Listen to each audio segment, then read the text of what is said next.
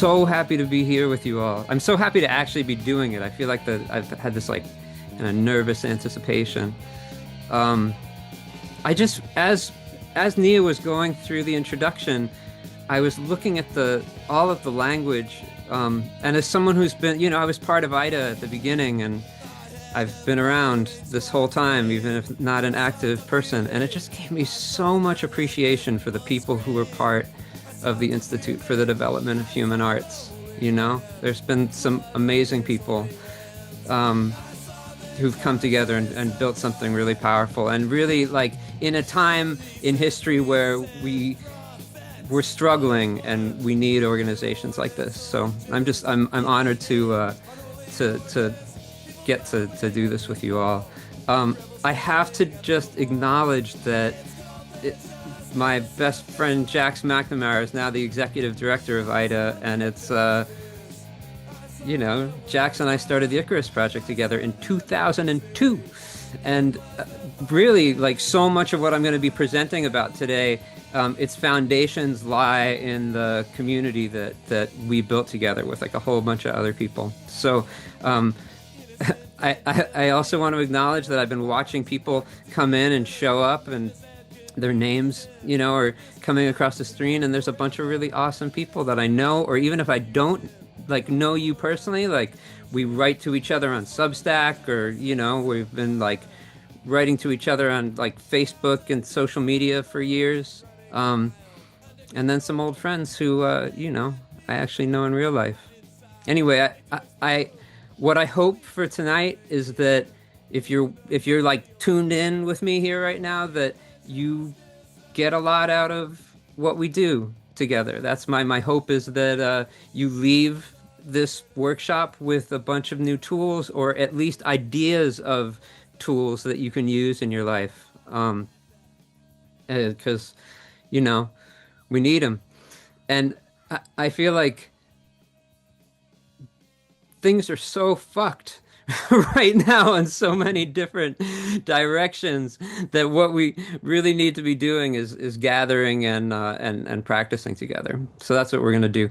The last thing I'll say before we put up the slides is that in May, I'm going to be doing a month-long version of this 2-hour training. And so if you get to the end of this and you're like, oh, that was pretty cool, you can reach out to me, and maybe you can join that group.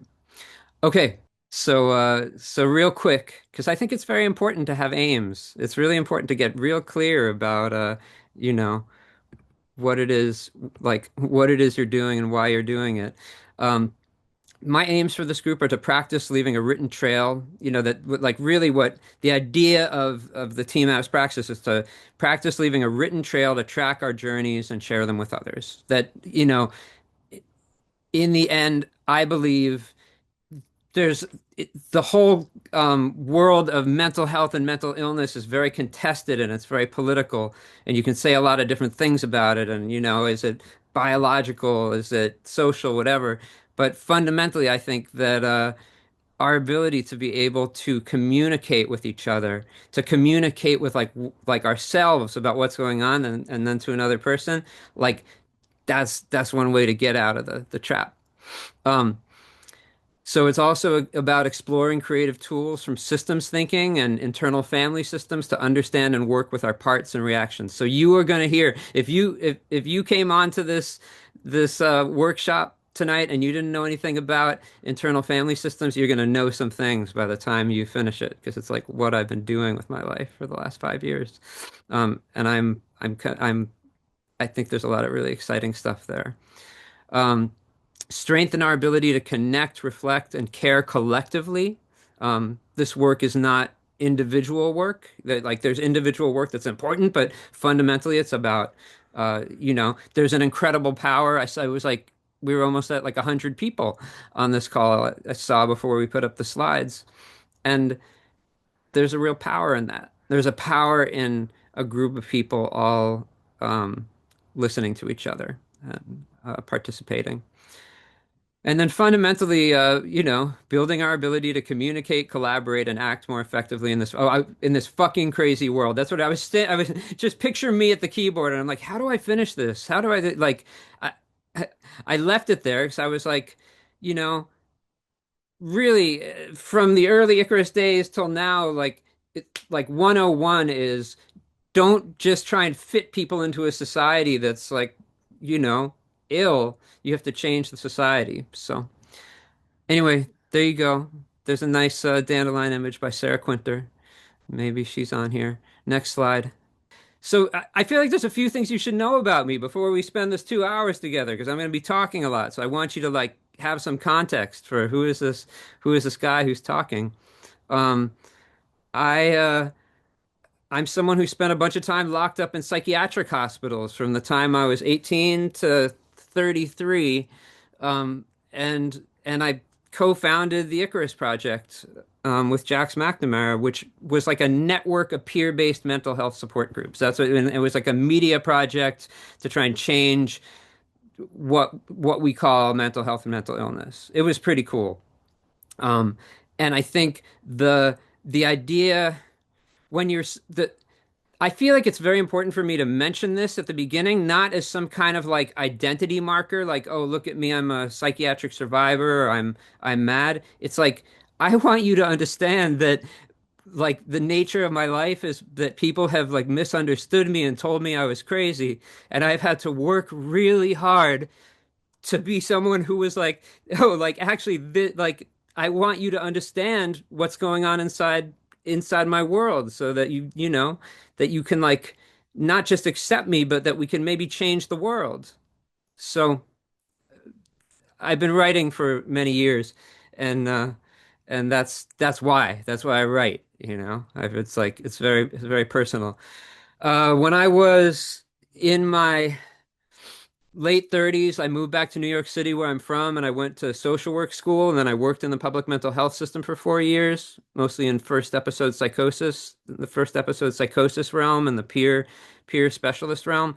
And that that experience taught me a lot about, you know, what like how you can and cannot make change in the mental health system. And what it led me to do was start a private practice, which is what I've been doing for the last 5 years.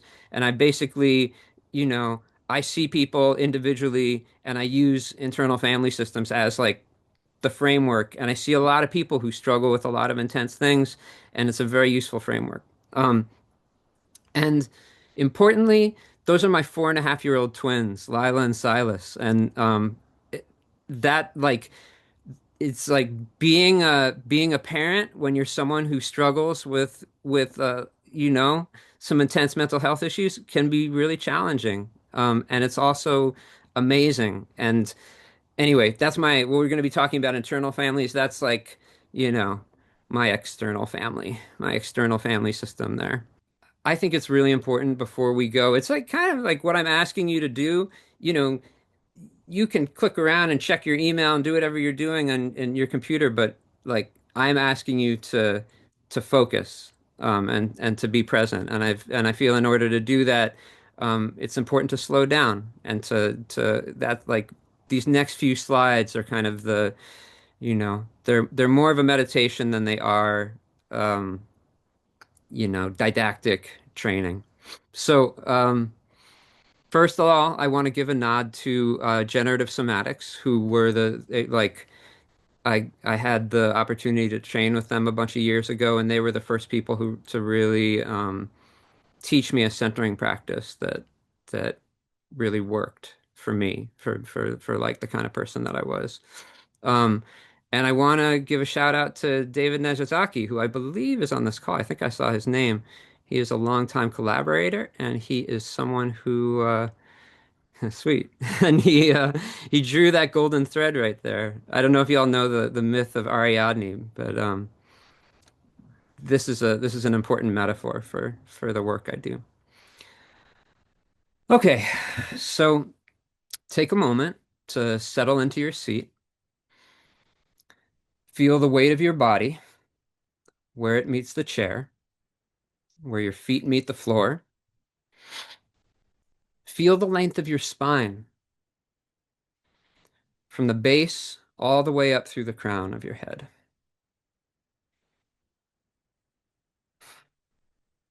feel the width of your shoulders, your chest, your breath moving through you. Remember that you have a body. It's here with a bunch of other people who also have bodies. Take one slow breath in and then let it go.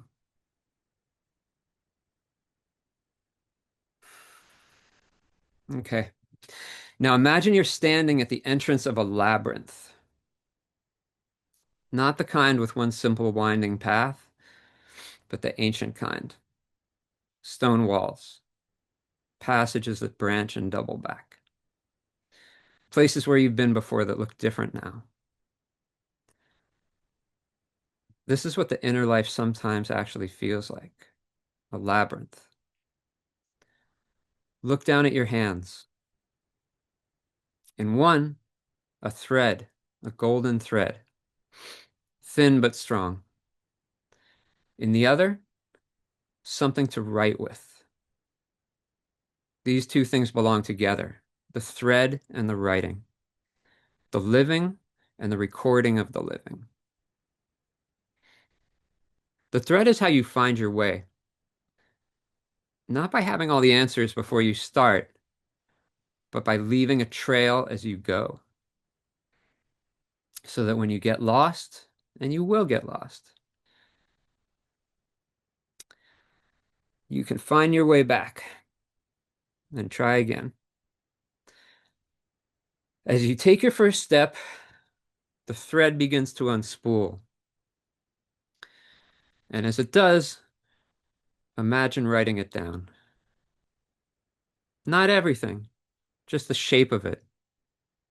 A word, an image, a sensation, a question that won't leave you alone. Not a report, not a diagnosis, just a mark that says, I was here. This is what it felt like. This is what mattered. The labyrinth winds and turns, and sometimes you feel closer to the center, calm, clear, present. Sometimes the path doubles back into territory that feels old and familiar in ways you can't quite name. In those moments, the written trail becomes everything. You can look back and see, I've been here before. I found my way. Here is what helped.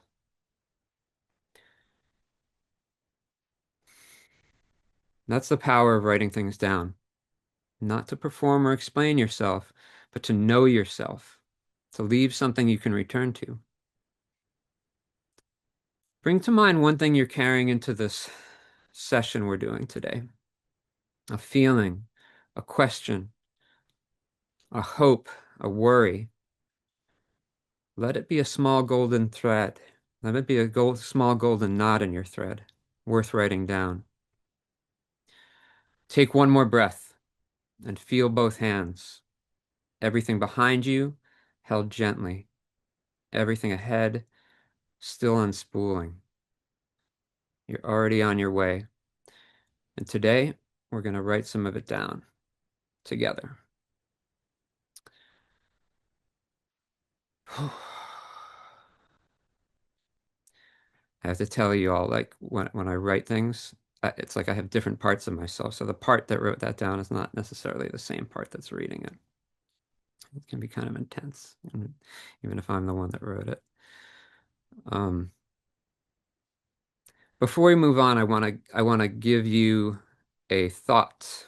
I want to give you it's like it's just it's a concept, really. It's a concept that's turned out to be very helpful um, in my life in recent years. It's the idea of a trailhead. So you'll see on the slide, I wrote it down. A trailhead is a starting point, a clue, an indication that something's up and we need to investigate further. So how this works in my daily life working with clients is that sometimes we'll be talking and something will come up. And then we get to decide, is it something that we're actually going to talk about right now, or are we going to save it? for some other time. And the things that save for another time, those are trailheads. It's the trail is there. It means there's a trail. You could walk down it, but you don't necessarily have to. Um, and what I'm hoping is that by the end of this, couple hours that we're here together, that maybe you have some useful trailheads that you can walk down at some point. Okay, let's begin. Let's talk about practice. So the I learned from the generative somatics folks this very useful thing, which is that we're always practicing. Whatever it is that we're doing, that's what we're practicing. So if I wake up in the morning and the first thing that I do is look at my cell phone and check my email, I'm practicing doing that. It's and if I decide to practice something different, like putting my phone in another room or whatever, and like actually paying attention, maybe writing my dreams down, then I'm practicing something different. But we're always practicing. Um, the nervous system doesn't really distinguish habit from choice, So there's a way that um, there's a way that we do things. I guess the way I would say it is that once again, I learned it from GS. It's this idea of conditioned tendencies. We have conditioned tendencies. Everyone has them. There are these things that we do in our daily lives that we don't think about at all.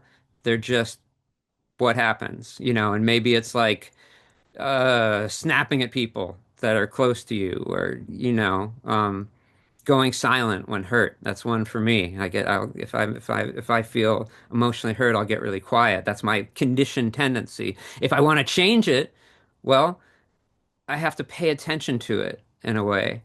And I'm going to teach you some tricks today for paying attention to what's going on inside you, because it turns out that the ability to practice, with like you we all go through our lives like doing all kinds of things we don't realize we're doing. Um, that's what other people are really good for, I think, is, pointing out the things that, you're struggling with. But at the heart, you know, what we practice, we are what we practice, not what we intend. Um, and it's exponentially more powerful when we do it together. We can regulate each other. We can remind each other who we are when we've forgotten. Um, and that's like part of what makes us human. Shortly before this call, I looked up this quote on the internet, and I found that it's a quote from my best friend Jax McNamara, who once upon a time, it's there on the internet, so it must be true. They said, "I think that a lot of people who get labeled as mentally ill in our society have really broken hearts. A lot of the behaviors and attitudes that I had before I got locked up in a psych ward and given a diagnosis had a lot more to do with trying to escape from my sadness um, than, anything having to do with a mental illness. I I was really struck. Um, it really hit me tonight when there was the genocide and grieving acknowledgement at the beginning of this session. I feel like um, as a society, we're really not we like it's we're not trained to grieve. I was like I could speak. I'll use first person. I was not trained as like a boy growing up. Like I carried a lot of grief. I like my dad died and I couldn't cry about it. I was 13. Like these are things. And then a few years later, when I got diagnosed with a serious mental illness, we stopped talking about that stuff. There was like just there's an incredible disconnect. I mean, when it comes down to it, I think when we use the language of the transformative mental health movement, which is language that IDA uses, like I think a big piece of that transformation is like the emotional intelligence to understand that we're creatures that can't just hold on to pain. We need to grieve. you know. Um,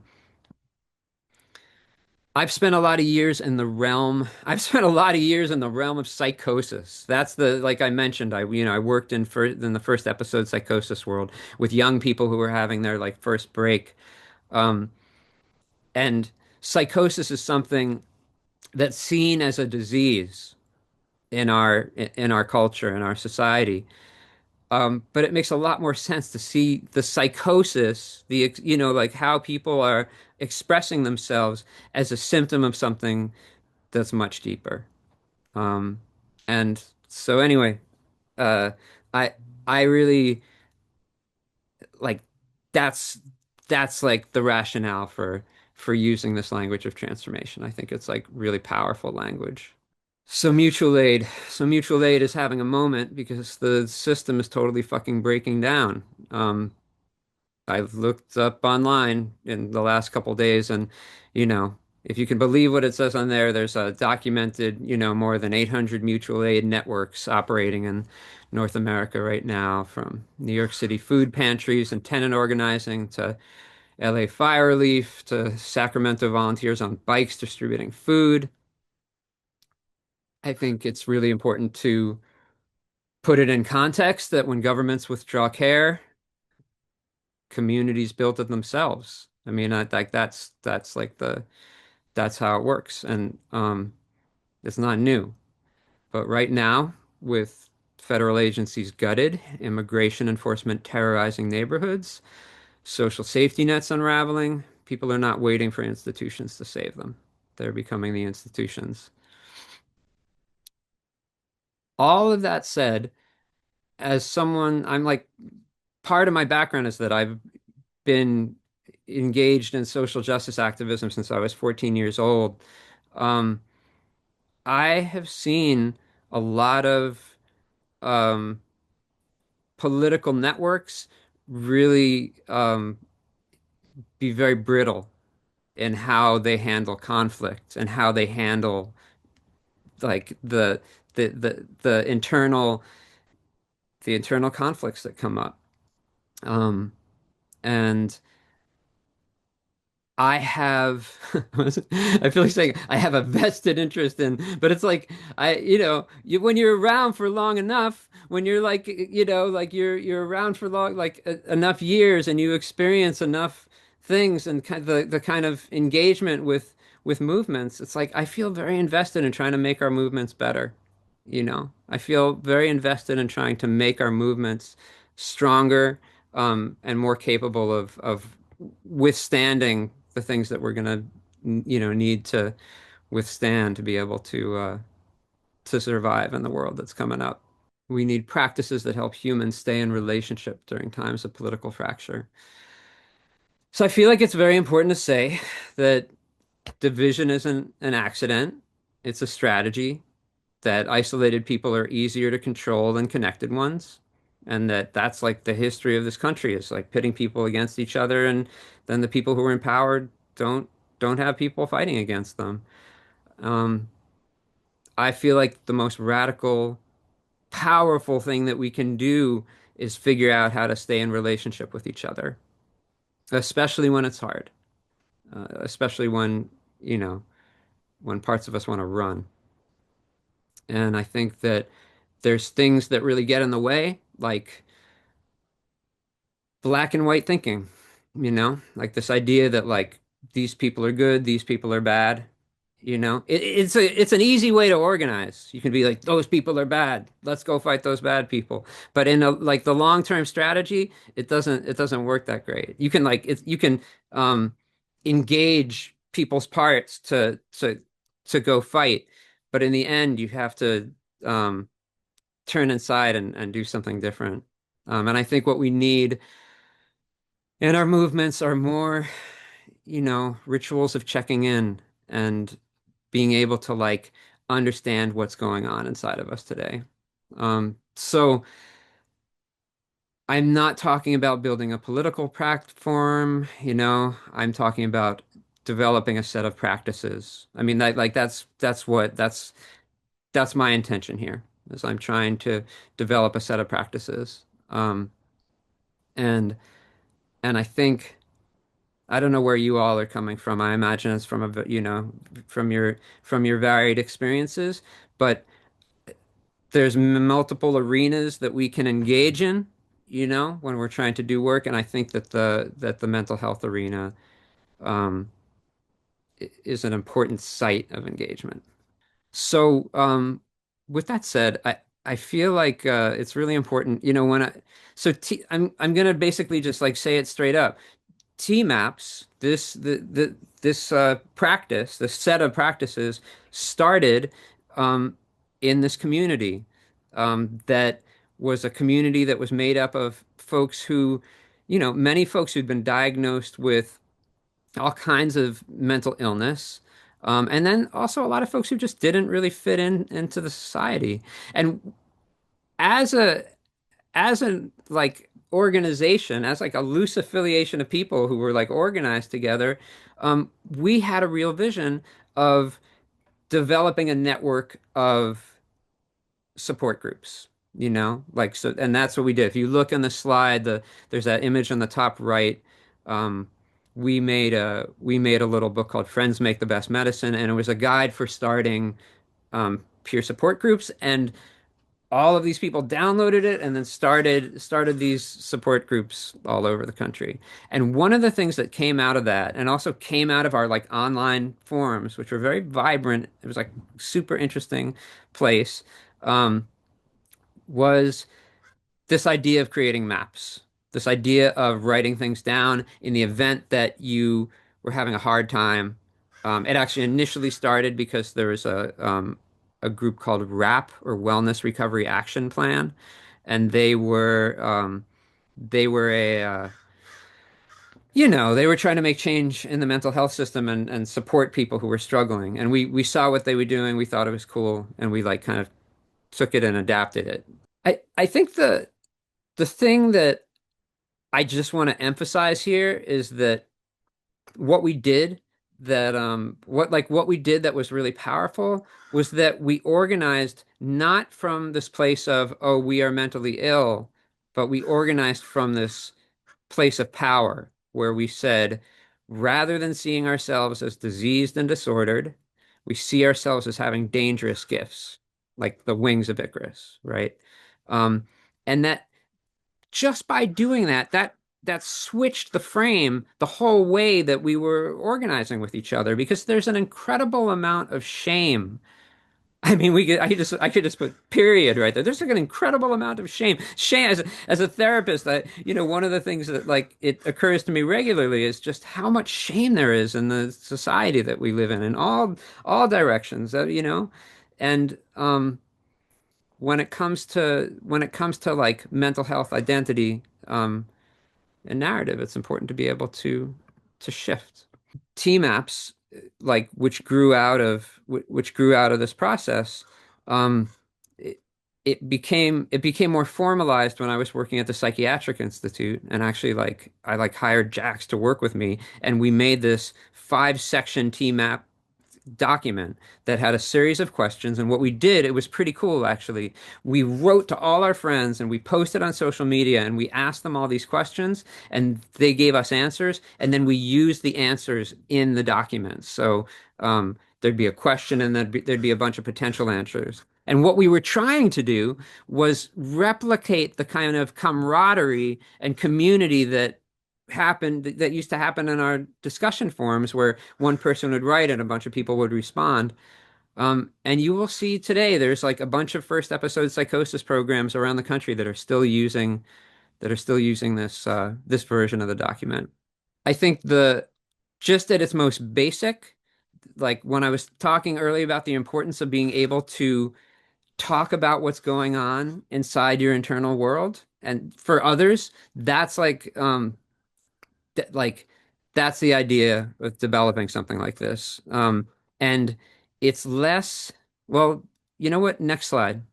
Taking the time to think about these things is generative. This is less a form to fill out where we already know the answers and more a starting point to prompt our imaginations. So that's the idea, really, is that it's not like you're like, I don't know how many of you all have been in the mental health system, or like, when I have to talk to my fucking psychiatrist, and I have to fill out this online survey about like, am I feeling suicidal and all, and all that stuff. That's not what we're talking about here. That's not, that's like, that's something else. Um, and so, it, it has a different quality to it. Okay. So the next few slides are like coming straight out of, um, internal family systems thinking, and it just has had such an impact on the way that I think, and I want to like share it with you, and ideally I want you to share back with me what you think about it. So let's see how if we can get through this together.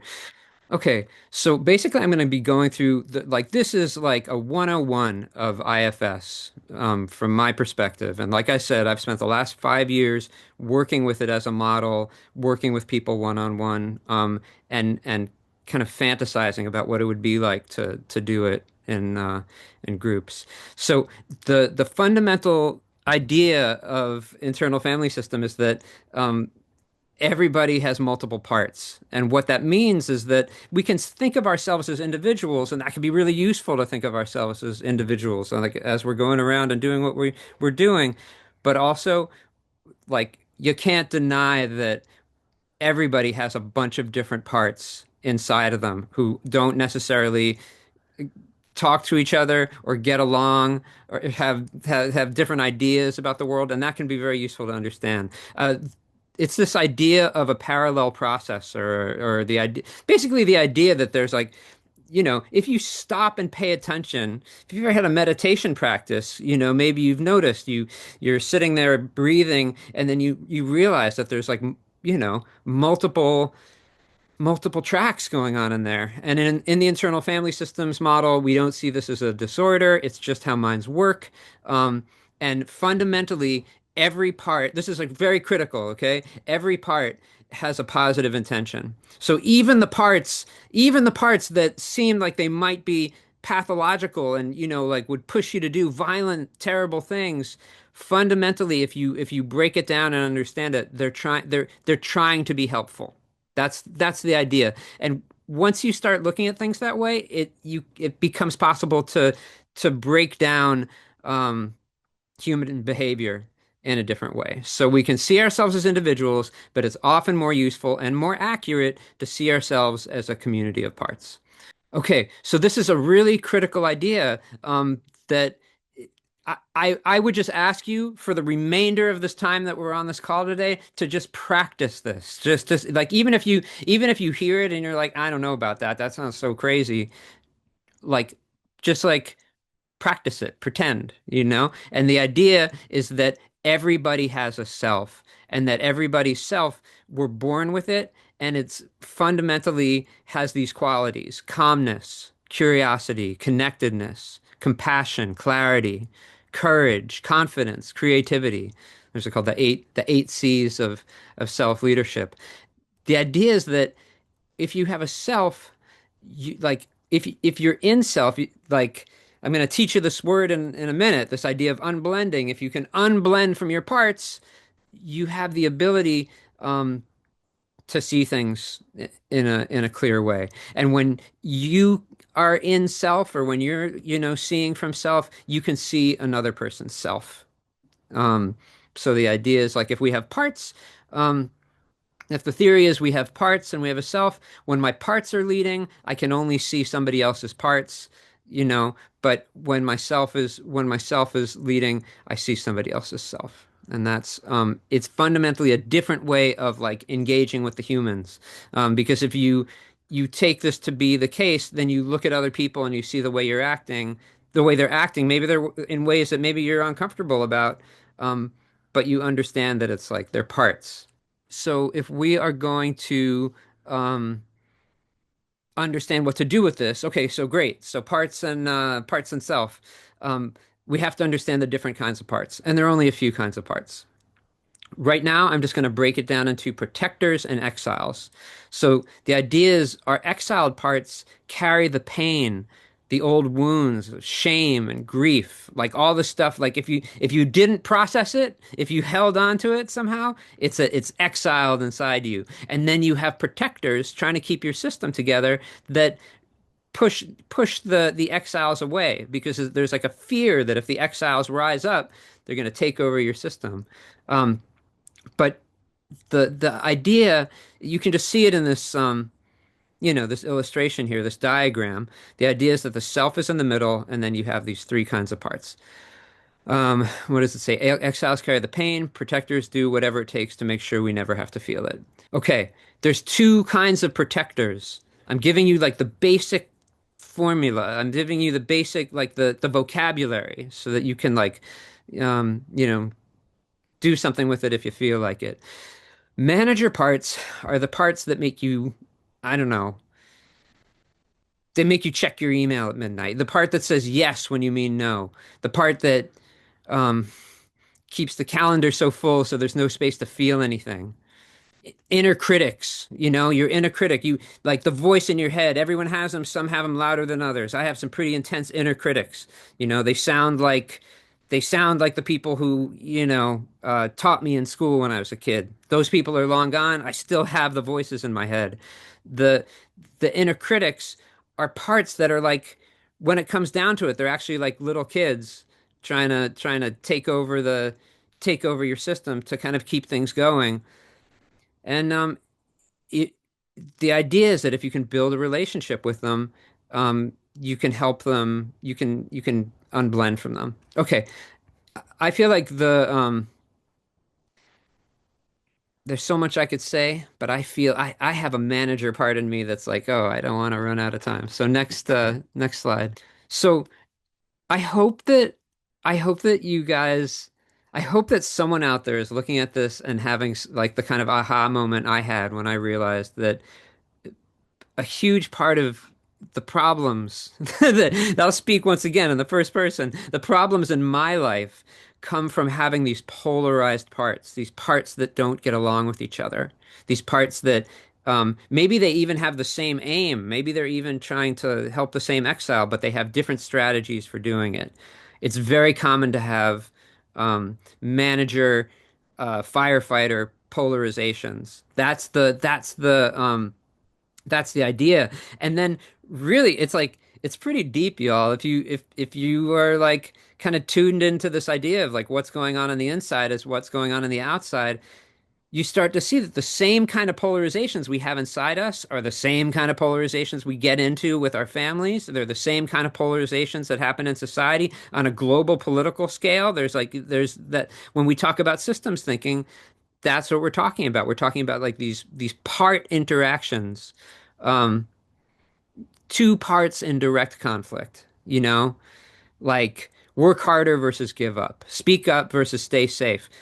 You know, if you're self-led, if you have the ability, you can hear the different parts and kind of you know, be like, oh, thanks for your opinions. Okay, and now I'm gonna act. If you're like all blended, yeah, you can get really stuck.